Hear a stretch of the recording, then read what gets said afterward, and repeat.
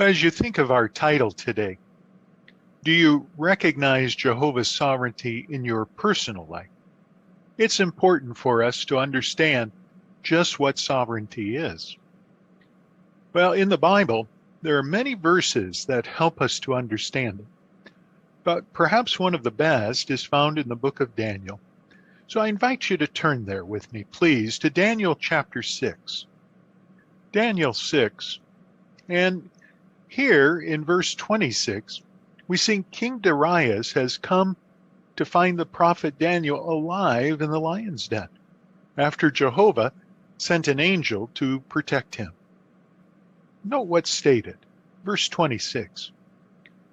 I am issuing an order that in every domain of my kingdom, people are to tremble in fear before the God of Daniel. For he is the living God, and he endures forever. His kingdom will never be destroyed, and his rulership is eternal. Well, here we see a mighty, powerful king recognizes he's no match for the living God. In fact, he showed that Jehovah endures forever, that his kingdom would never be destroyed. But then we're helped to understand sovereignty. You notice at the end of the verse, he stated his rulership is eternal. Well, we have a footnote for rulership or sovereignty. So really, sovereignty, we could say simply, to define it, deals with who has the right to make the rules. Well, Jehovah is that one. Why? Well, we know he's the ultimate source of authority and all power. Entire creation is dependent on him. In fact, at Job 36 and verse 26, there in part, it says, the number of his years are beyond our comprehension. Well, from a human standpoint, we understand that. Jehovah is the only one who was not created. He has no beginning. He has no end. So logically, we realize we're dependent upon him. But where do we fit in personally when it comes to Jehovah's sovereignty? I invite you again to look to the Bible at 1 Chronicles chapter 29 and verse 11. 1 Chronicles 29:11. And notice where we fit in. Yours, O Jehovah, are the greatness and the mightiness, and the beauty and the splendor and the majesty. For everything in the heavens and on the earth is yours. Yours is the kingdom, O Jehovah. You are the one exalting yourself as head over all. Well, you can see where this verse takes it to a much more personal level for all of us. About midway through, it shows everything in the heavens, including the angels, and everything on the earth, including all of us at this meeting today, are Jehovah's. In essence, we belong to him. And I might just simply illustrate it with a vehicle. If you have a vehicle and later today you want to go start it, what do? Well, you start it. You want to drive it? You drive it. Why? Because it's yours. Well, likewise, you see in our verse, everything in the heavens and the earth is Jehovah's. So there's no question by merit of his creatorship that Jehovah has the right to make the rules. But how was his sovereignty challenged? What was challenged? What was not challenged? Well, we know his sovereignty remained unchallenged until the creation of the first man and woman, Adam and Eve. It was at that point that a spirit son, who would become the devil, or Satan, saw an opportunity to attack God's sovereignty, hoping he would modify it and allow him a piece of sovereignty in the universe to rule. Well, when we look at the book of Genesis, we see not only that Jehovah has the right to rule, but that he rules dominated with love. In fact, if you would, Let's look at Genesis chapter 1. We won't read it, but you'll let your eyes look at verse 26. God said, "Let us make man in our image according to our likeness." So imagine what that meant.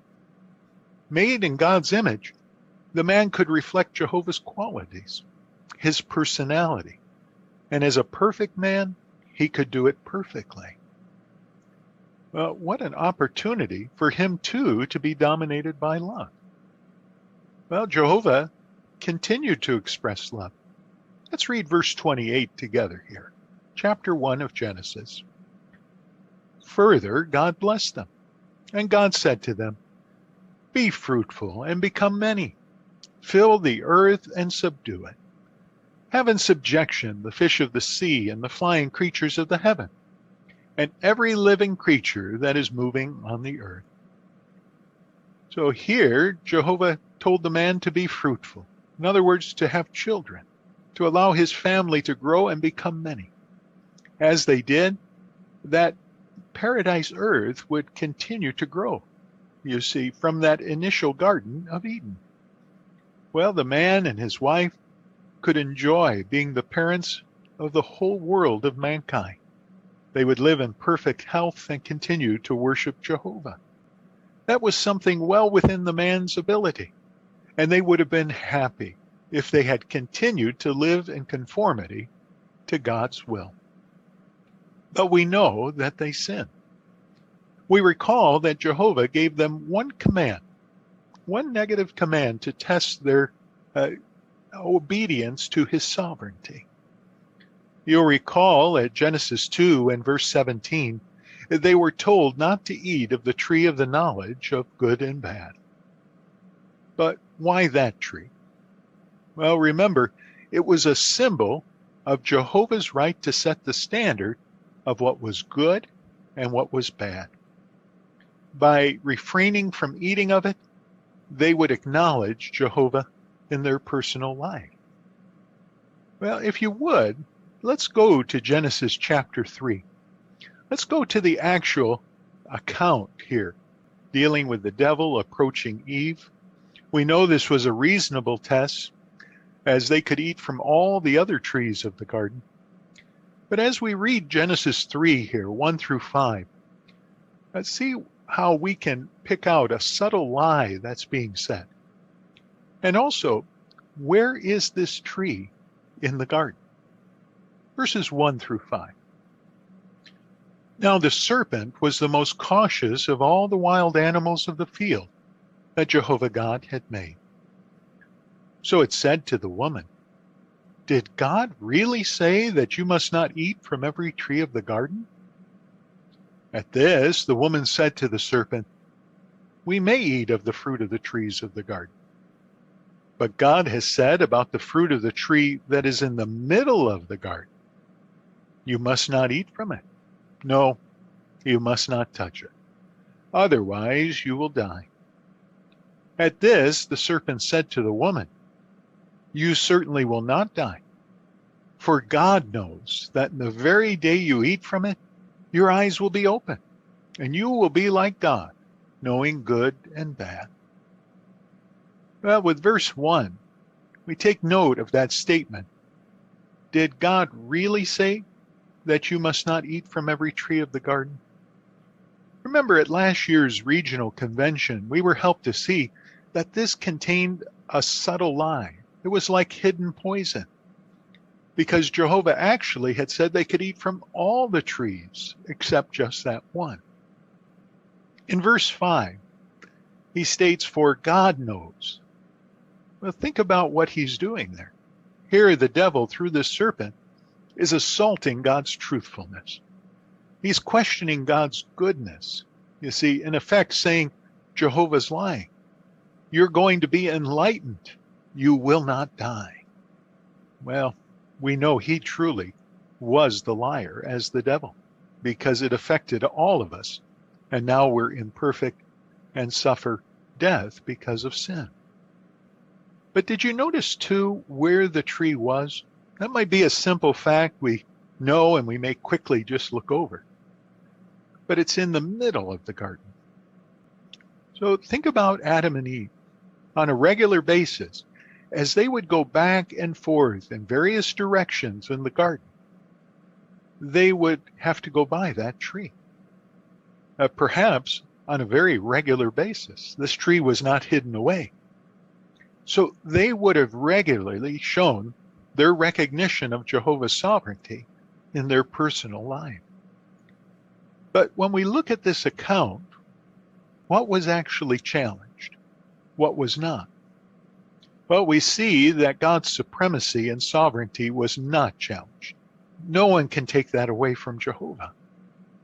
But he's really questioning the rightfulness or the righteousness of Jehovah's sovereignty, whether he exercised it in a worthy way over his subjects. So thus far, we've been helped to see that the issue of sovereignty deals with who has the right to make the rules. And now, Satan challenges the rightfulness or the righteousness of God's sovereignty. We might say he's questioning the quality or the way of rulership. But now you and I as well are involved in this, because God's servants also were charged with selfishness. I invite you to turn to the book of Job. Job chapter 1. Job chapter 1. And here in verse 6, we see that the angels, the sons of the true God, enter in before Jehovah. Well, the devil as well. But Jehovah is well aware of what he's thinking. You notice in verse 8, he says, "Have you taken note of my servant Job?" Remember, the devil didn't care about Job, but he knew that Jehovah loved him, that Job loved Jehovah, and he wanted to ruin their relationship, just as he desires to do for us with our relationship with God. But let's read verses 9 through 12. At that, Satan answered Jehovah, "Is it for nothing that Job has feared God? Have you not put up a protective hedge around him and his house and everything he has? You bless the work of his hands, and his livestock has spread out in the land. But for a change, stretch out your hand and strike everything he has, and he will surely curse you to your very face." Then Jehovah said to Satan, "Look, everything that he has is in your hand. Only do not lay your hand on the man himself." So Satan went out from the presence of Jehovah.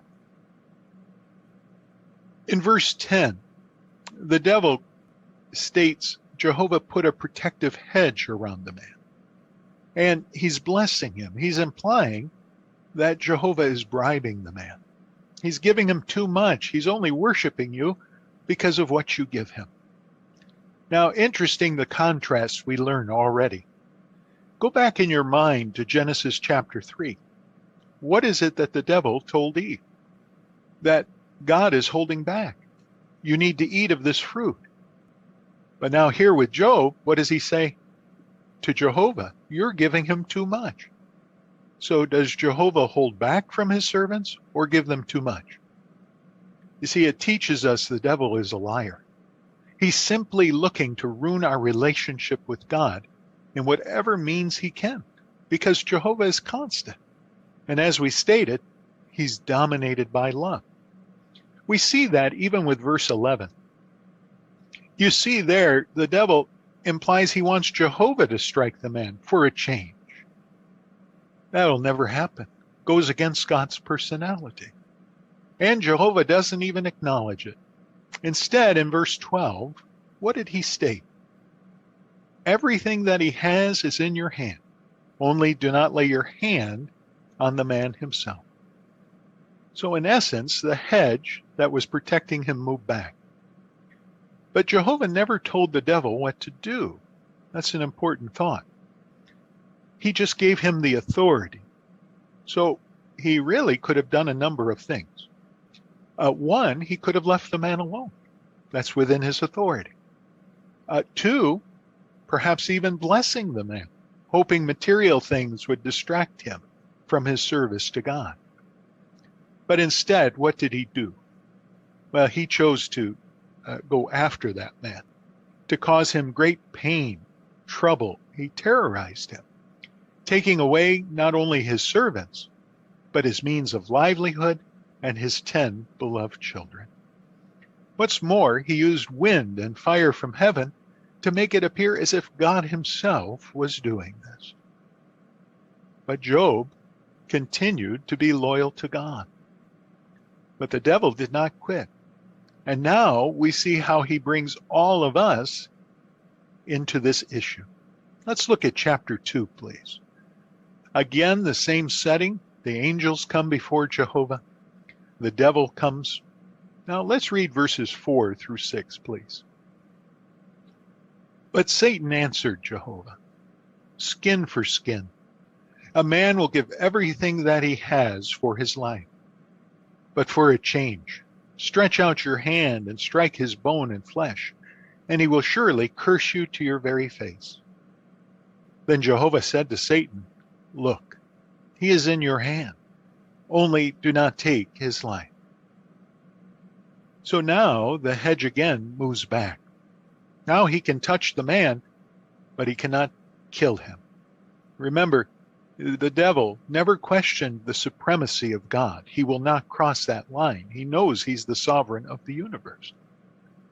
But in chapter 2, verse 4, you notice he stated a man will give everything he has. He didn't say Job. He's referring to all mankind. And he's insinuating that no human would be faithful to God if he were allowed to test them.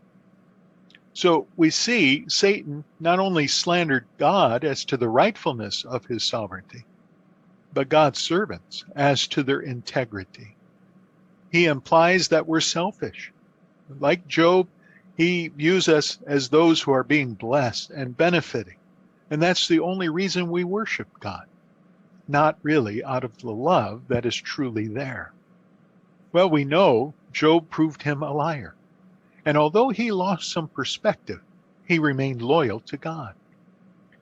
So as we see now how we're all involved, we might ask the question then, why has God allowed so much time to settle this issue? Well, to put simply, he's not an insecure sovereign. Jehovah knows the rightfulness of his sovereignty. He doesn't have to prove anything. Remember, the devil never questioned God's power. He questioned the rightfulness of his sovereignty. Well, this was never a power issue. It was a moral issue, an issue of what was right and what was wrong. We might say that sovereignty has to do with who has the right to make the moral rules. Well, with that in mind, notice what you and I have an opportunity to do with this issue. Let's turn to Proverbs chapter 27. Notice this amazing privilege. Proverbs 27 and verse 11. Be wise, my son, and make my heart rejoice, so that I can make a reply to him who taunts me. So beautifully how Jehovah urges us to be wise. He's not an apathetic God. He doesn't say, I'm the sovereign, worship me if you want, don't, I'll still be here. No, he's dominated by love. He's preciously trying to appeal to us from the heart. Be wise, my son. You see, as children, he's looking out to us. Do what I said. And what will the result be? We can make his heart rejoice. You see, by allowing Satan to prove by every means his claim, Jehovah has ensured we never have to come back to this issue. Once it is settled, it will be done. Even the devil counted on God's fairness, that he would allow him the time to do that. So by withstanding all of the evil around us and acknowledging God's sovereignty in our personal life, we give Jehovah the ability, as the verse shows, to make a reply to the one who taunts him. Imagine the privilege of giving Jehovah profound joy by our personal decisions. But in addition to all of us listening in, we know that this issue went all the way to the heavens. We saw that in the book of Job when the issue of sovereignty was brought out. with regards to Job. Jehovah brought it up in front of all the angels. Well, this issue went all the way to the only begotten Son of God, when he came to the earth and gave his life as a ransom. Jesus answered a question that would have to be answered for this to be settled once and for all. What was that question? Well, would any man be faithful to God under whatever test or trials were brought against him? Well, Jesus proved that perfectly. And the devil can never say, well, I tested various ones, but never your only begotten one. No, it has been done. And as the King of the kingdom in the future, Jesus will bring an end to all, no matter power, authority, or government, that stand in opposition to Jehovah. But how can you and I individually show recognition of God's sovereignty? Well, we want to diligently study God's Word, the Bible. That's our first point. We want to make sure to really meditate on God's Word as we do. Second, we want to seek to obey Jehovah's will in association with other true Christians, just as we're doing now by attending our meeting. And third, we want to avoid being presumptuous or having a spirit of independence. Remember, someone who's presumptuous, they're often impatient or proud, and they do things they don't have authority to do. In the scriptures, presumptuousness is the opposite of modesty. A modest person, well, they know their limits. So we will continue to try to be modest, recognizing that it's Jehovah who has the right to set the standards of what is good and bad as we look to him. And he will help us see how we can be used within his organization. Well, these are three specific ways, but there are many more. For example, in the family, at Ephesians chapter 6, verse 1, children there are urged to be obedient to their parents in union with the Lord. So young ones would not want to fight to be independent of their parents' authority or of others while they are living in the home. They want to continue to do so. And even as they leave the home, they will continue to show proper respect. Now, what about wives? At Ephesians 5, verse 22, it tells us, let wives be in subjection to their husbands as to the Lord. So a wife would want to fight from being independent of her husband. She'd show respect for his headship, as verse 33 shows, cooperating and working together as a beautiful team. And then what of husbands? Well, at Ephesians 5:25, it tells us to continue loving your wives just as the Christ also loved the congregation. Well, Christ was willing to give himself up for it. As husbands, we would continue to understand the needs of our family, and especially our wife, as she will have individual needs. At 1 Peter 3:7, it shows we want to dwell according to knowledge, understanding what those needs are and caring for her, especially during these difficult last days. Well, these are some ways we can recognize Jehovah's sovereignty within the family on a personal or daily level. But when it comes to worshiping Jehovah properly, we want to loyally continue to support Jehovah's appointed servants, including the governing body taking the lead at our headquarters and our local body of elders, as they too help us to understand the scriptures and the direction given. We might remember at Numbers chapter 12, Miriam and Aaron were complaining about Moses. Remember there in verse 2, they said, is it only by Moses that Jehovah has spoken? Has he not also spoken through us? Well, that was true. Jehovah had used them. But when it came to taking the lead in Israel, Jehovah didn't choose Miriam, the oldest. He didn't choose Aaron, the fluent one. He chose Moses, understanding the whole situation and what was needed. Well, they forgot that. And we see Miriam, perhaps because of being the primary instigator, was punished and thankfully recovered and was used again by Jehovah. But what do we learn from that? Well, at Hebrews 13:17, we're told to be obedient to those who are taking the lead among you and be submissive. So we too want to acknowledge those Jehovah is using, humbly recognizing that Jehovah is using them. Interesting, to be obedient at times can be very easy because we understand, we agree, but at times things could move very quickly. We may not always understand everything, but we continue to be submissive.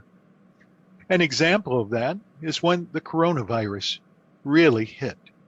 You may recall just over a year ago, we went from being at our kingdom halls to now being virtual. There was announcement after announcement, and at times it was going very quickly. But we continued to remain submissive, even though we may not have understood. How we all deserve commendation for that. You see, as we recognize Jehovah's sovereignty by reflecting that proper respect for the direction given. Well, there are many other ways that you and I can show this proper recognition of God's sovereignty, including remaining clear of the disobedient spirit of the world that Satan dominates. But when we look at this issue and we look back through the scriptures, we see faithful ones knew they had to listen to Jehovah, but then apply to make sure to act on what they heard. At Genesis 6:22, Noah did just so. The faithful woman Sarah left her home, her family, her friends, and followed her husband to live in a foreign land, in tents, remaining submissive to her God and to her husband. We spoke of Moses. He upheld God's sovereignty against the Pharaoh of Egypt. And of course, we spoke of Job. But it's beautiful to realize that these dear ones who we read about are just like you and I. They're not perfect people. They made mistakes. And even though we can't serve Jehovah perfectly, they teach us that if we desire to be dependent on God, and if we live our life in harmony with Jehovah's direction, that we can continue to have a beautiful relationship with Him. As we look to the future, we know blessings will come to all who recognize Jehovah's sovereignty. Jehovah has not forgotten His original purpose. No, instead, those who love and appreciate Jehovah's sovereignty will in the future be, as Romans 8 and verse 21 shows, set free as children of God. And as we look to the future, notice this warm promise at Isaiah 65. I invite you to turn there. Isaiah 65 and verse 17. For look, I am creating new heavens and a new earth, and the former things will not be called to mind, nor will they come up into the heart. Clearly, we have this beautiful promise before us.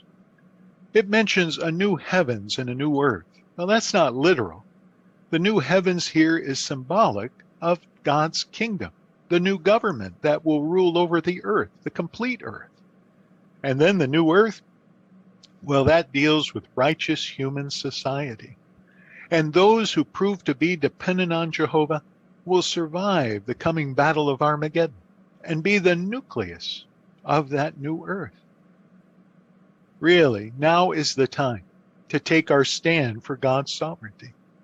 As Jesus, as King, will make sure that God's kingdom undoes all the damage that the devil has done, bringing us back to perfection, perfect health, and resurrecting our dead loved ones. And you notice the beautiful thought at the end of the verse. The former things will not be called to mind, nor will they come up into the heart. Imagine all the trouble, the pain that we've dealt with. Even COVID-19 will all be a thing of the past. We won't even think about it.